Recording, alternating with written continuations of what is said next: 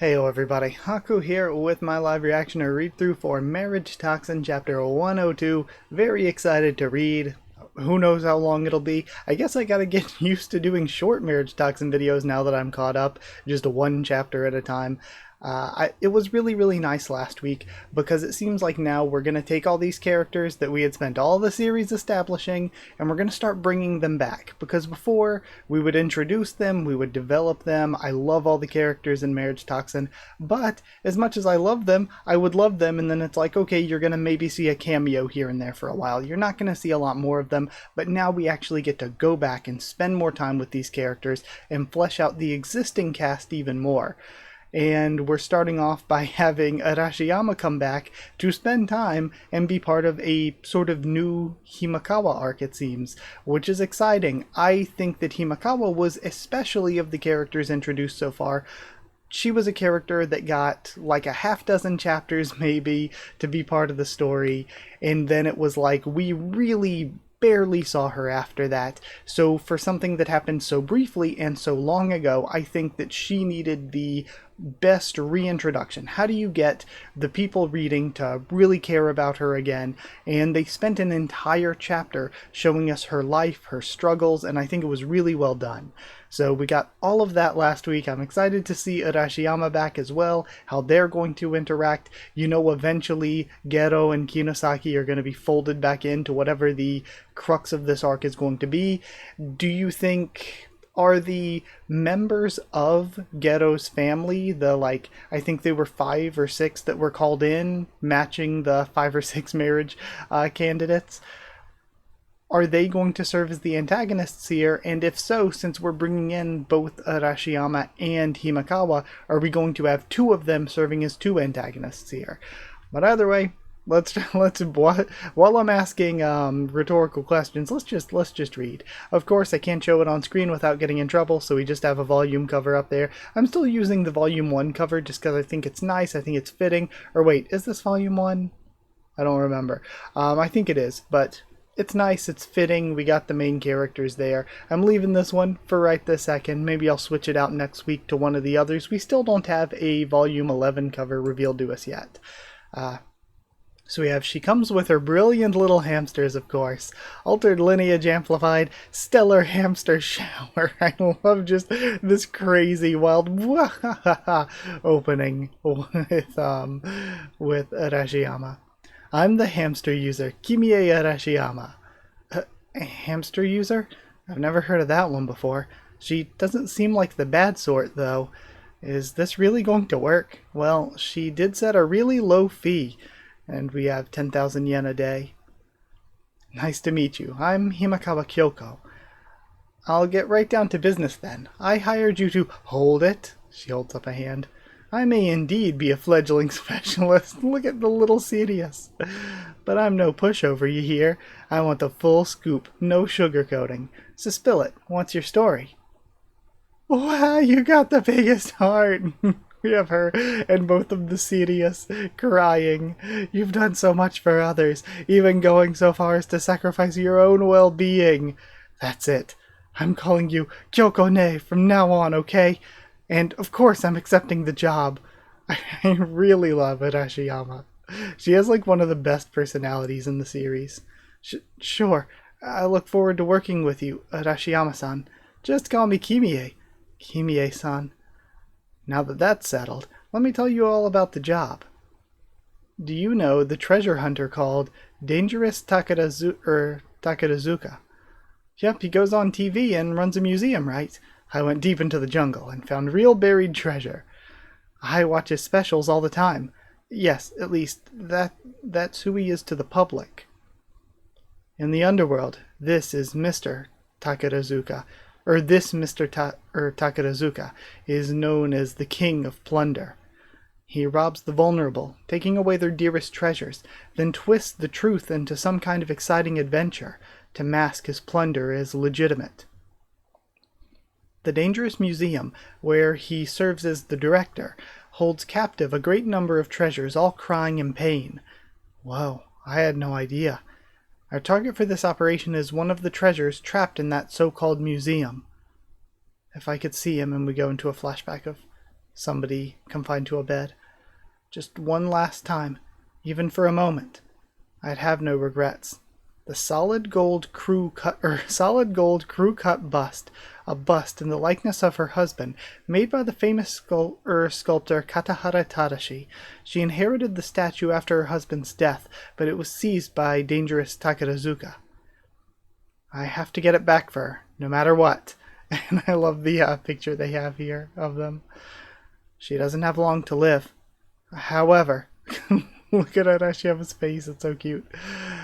Security at the dangerous museum was a lot stricter than I had anticipated. I couldn't even get a hold of the blueprint of the building. That means we can't set up an infiltration plan. So anyway, that's the gist of things. That'll be all for today. I look forward to working with you, Kimie-san. We'll hold a more detailed strategy meeting the day after tomorrow. I'll do my best to get my hands on the museum's blueprint by then.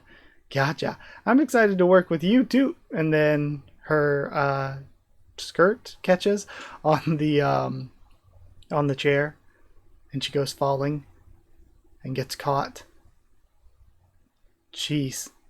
Be more careful, will ya? Kyoko, nay! She hugs her. Thanks. See you then. Kimie-san. She's the type that makes you feel like you gotta take care of her. Huh. If I had a younger sister, is this what it would feel like? I'm a little worried having her as my partner for this operation, though. And we have the doll lurking in the background still. I already tried all that I could, but I still couldn't secure a copy of the museum blueprint. That reminds me, we still have the stuff that happened to her friends going on in the background, the stuff with the doll going on in the background, that could be related to Puppet User. I still couldn't secure a copy of the blueprint, or museum blueprint. Okay. Then the book says Zorori the hero in the witch's castle. What do I do now? Without the blueprint, we can't even come up with a proper strategy. The door opens, and then we have, is this like Carnival Samba Kimie? And we even have Sirius in the outfit too, that's so cute. Hi Kimie-san, what's with the getup? Why the sudden samba? Bwahaha! You looked real distressed, so I wanted to cheer you up, Kyoko-ne. Oh, thanks. And have I got just the surprise for you? Ta-da! Dangerous Museum Blueprint is like labeled in full big letters. What? I got my mousies and hammies to sneak into the place yesterday, and we made this blueprint. Wow, this will be a big help, and I love them measuring it out with the measuring tape. That's amazing. Is Kimie-san actually a super capable specialist? Bwahaha!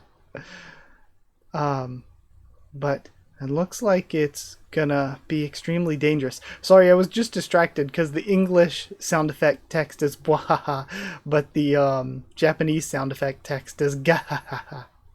And then, but it's gonna, or it looks like it's going, it looks like it's gonna be extremely dangerous to get into the room where that bust statue's displayed.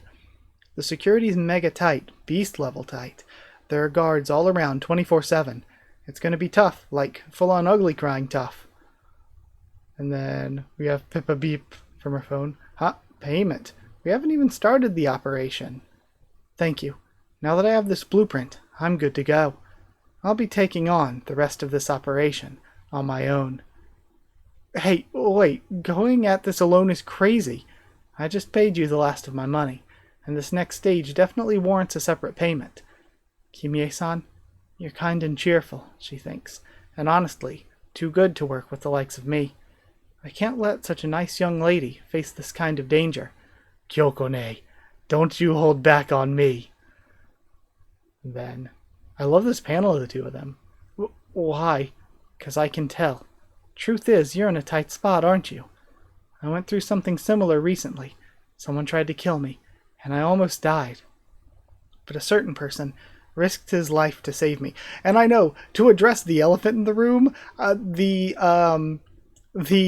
reverse Fujoshi within me is full on like, yes, please, Yuri couple and everything. And I think that is maybe a good cop-out for, again, if you can't have if you can't have Geto end up with everyone, you could at least like have some of the like side offshoots here, like these two ending up together. Maybe if he doesn't end up with Kinosaki, Kinosaki could end up with could actually end up with what is it what was I about to say? Zeppu. It's Beppu, right?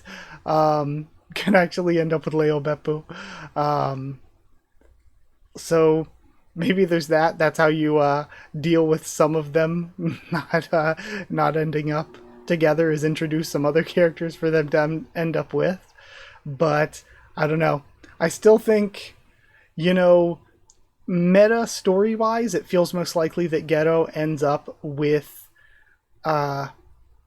Kinosaki, but I kind of don't want that because I don't know, there's a part of it that feels like it undermines a little bit of the like main conflict of the story. In addition to that, I love their relationship in a platonic sense with it not being romantic. I don't think it becoming romantic would ruin it for me. Like, I wouldn't really complain if that's the way the series ended up going, but I kind of feel like it's just so obvious that I almost wish he would end up with one of the other characters instead. And then, of course, like, I feel like the ideal scenario is probably harem route. Just to be honest, like, whenever a series can go harem route, I feel like the better option is almost always harem route. Like, harem route is better than love triangle a million times out of a million. But to continue, he looked so cool back then, like beast level handsome. I'm nowhere near that level, but I still want to try to get even just a step closer to him. She's so bright. Reminds me of a certain someone, actually. Well, if you're okay with it, Kimie-san, can we keep working together then? Of course. Then, but I'm still paying you the additional fee. So would 50 installments work for you? Sure. She really sticks to her principles.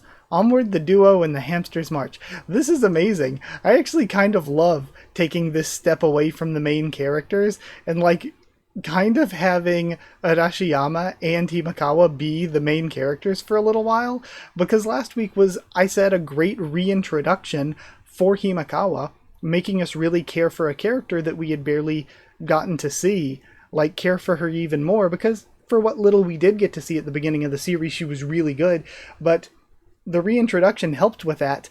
But this was even better, I think, as a reintroduction for Arashiyama. Arashiyama just, like, stole the scene, like, stole the chapter. Like, as great as Himekawa is, Arashiyama was just so amazing this time around. And I love both of their personalities, both of their general characters and their goals and ambitions. Like, all of it was laid out really well here, and it lays out, like, we laid out what the goal of the arc is for them, going to rescue this stuff from the museum. We lay out what the general structure of what they're trying to do for the arc is, and in doing that, also lay out the characters' goals specifically with what each of them are trying to accomplish when it comes to personal growth.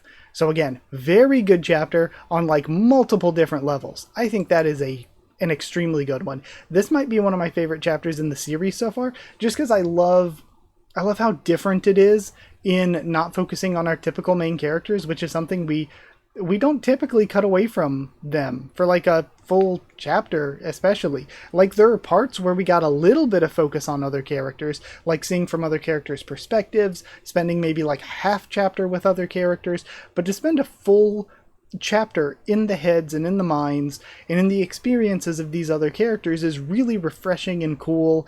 And it's one thing to just be refreshing and cool, but it could have been like a mid chapter, but that was refreshing and cool and different, and also a very good chapter. So it just nailed it, I think, on every level. But either way, with all of that aside, I guess it's time to end. So, like, if you like the video, comment down there to tell me what you thought of this week's chapter, my thoughts and reaction to it. Subscribe for more Marriage Talks and much more on the channel. Follow on Twitter if you want. If you want a link to the Discord server, it's free and open for anyone. If you would like to help support the channel by dropping a super thanks, that is appreciated. If you'd like to help me to continue to make videos by supporting, but also get your name at the end of every video, and also get One Piece videos early, then you can join down below to become a member or more, go to patreon.com/HakuOfTheTubes, or a link will be in the description to become a patron. Thank you so much to people who are already patrons and channel members. Thank you to Chosen Regular Evan Hawley, Magical Girls, FR Nono, Abyss Knight, JA, and the D-Van, Jeriton Students, David Langstaff and Folded Ghoul, Slayer Candidates, SG and Stan Cedar, and Pure Element, Pate Ardialo. Honestly, after all the hour-long videos I've done for the past couple months, doing a 15-minute video, that kind of feels refreshing. Thank you so much for your support. Thank you so much for watching, and I'll see you all next time.